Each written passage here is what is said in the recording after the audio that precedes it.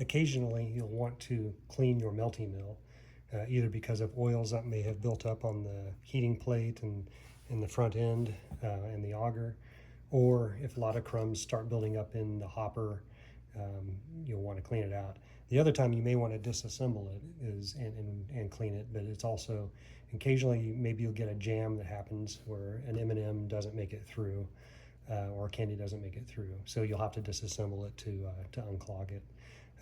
The jams are pretty rare. I've made a lot of candies for myself testing this, and it's a rare event. It doesn't happen very often. But if it does, you'll need to know how to disassemble it. So there's a couple of tools to help you do that. I'll show this tool and the paper towel. That's to clean the tube. And then this tool is to help you remove part of the hopper. So there's a hopper right here. There's a plate that spins around to feed the M&Ms and candies into the tube, and this has to be removed. So, but before we can do that, we need to take off the candy guide. And so the way you do that, there's a little thumb screw right back here. Just take that off, just unscrew it, turn it to the left, take that off, and then set that aside. If it's gotten candies jammed in there, which it probably should never happen, but in case it does, you can clean that out. And then you could, in theory, pull this out. The problem is it's a tight fit, and it's hard to get your fingers in there. So that's what this tool is for. This tool will line up in those two holes. There's a couple of holes there. Get a better angle on it. There we go. So there's two holes there. So all you have to do is put it at the bottom hole first, and then put the other one at the top. Kind of stretch it a little bit, and you'll see that it's now both ends are on each side of the hole. And then at this point, you should just be able to gently pull that out. It doesn't take a lot of pressure, but it's a friction fit, and it just pulls right out. So once you've done that, then go ahead and take off the tool. Set that aside and set that aside, and so now this is removed. Now there's a hole down here. That's where the candies feed into the tube, but we need to first remove the auger in front. And the way you do that is you first of all take off the cap, and it's just a friction fit, so it just pulls it off. And then there's a little retainer that's also in there, so you take that off. And this would be a good opportunity to clean that with just a paper towel of some sort. The oils that would have accumulated on the lip of the retainer and the cap. So maybe it'd be down like in this area right here. So after you do that, then the other step is you now need to remove this auger. And all you have to do there is just take your forefinger and thumb and pinch it, and then just gently pull that out. And again, just like the hopper lid, it's just friction fit, so you just be able to pull that out. And then at this point, this would be a good time to go ahead and clean off the ribs of the auger. So not a lot of oil should build up here, but it does a little bit on there. Now inside just to give you a picture of what's going on inside the tube here, is there's at the very bottom you'll see kind of a copper plate. That's where the heating element is, and that's what heats up the M&Ms and candies. And then at the very back there's a little motor, and there's a key on there that lines up with the keyhole of the auger. And I guess I need to show that to you real quick so you can see that right there. So that's the key that goes onto the post. So at this point you need a tool because it's fairly deep in there, right? You don't want to just jam anything down there in paper, like a paper towel. You want to be able to clean it effectively. So I have a cleaning tool to help you do that. And so that's the plunger, and then there's a lid. And then just take a piece of standard paper towel and cut about a 5.5 inch circle.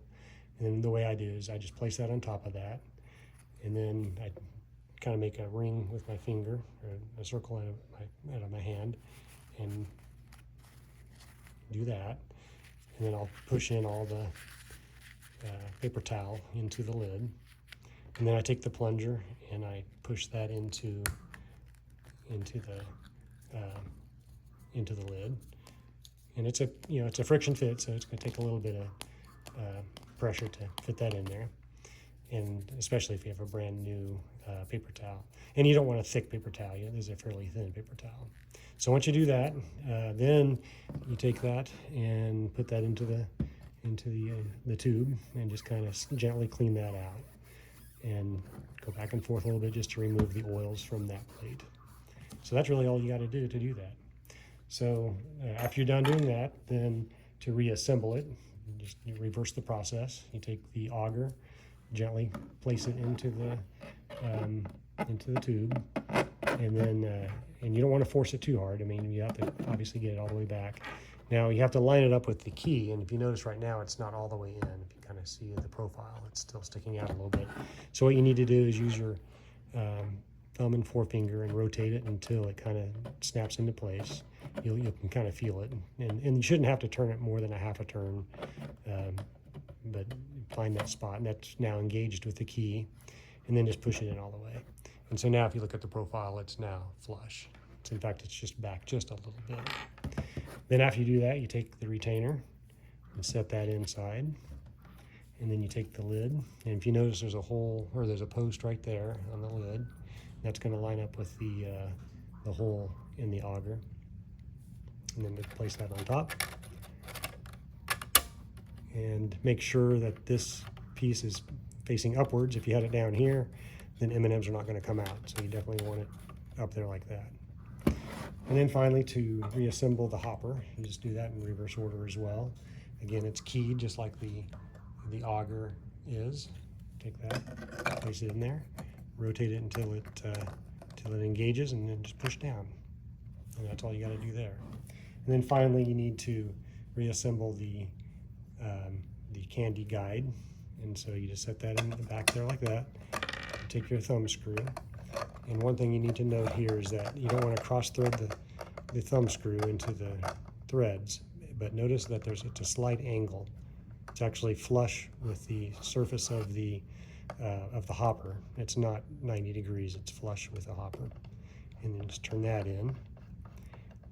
And as you get close, before you completely tighten it down, make sure that the top of this guide, so I'm trying to show it this way. Yeah, so notice how the hopper guide kind of goes up and down a little bit. You want it flush with the top of the hopper. So that is now should be completely level with the hopper. You can kind of feel it on there. If you have it too low, M&Ms won't make it underneath the guide, and it'll definitely not feed the hopper and probably chew up some of the M&Ms. So you want that flush right there. Right, so you don't want it too far down, you don't want it too far up. The reason it's actually adjustable is because some candies, like the Skittles, are a little bit thicker, and so sometimes I'll raise it up a little bit just to make that work a little more effectively. But usually you don't have to. But right now it's just adjustable in case there's a slight change in thickness of an M&M or some Skittles. So anyway, and then you tighten it down, make sure it doesn't go anywhere, and it doesn't have to be super tight. I mean, it's plastic, so be gentle with it, and that's all there is to it. So if you have any questions, you can certainly ask me at any time. All right, thank you.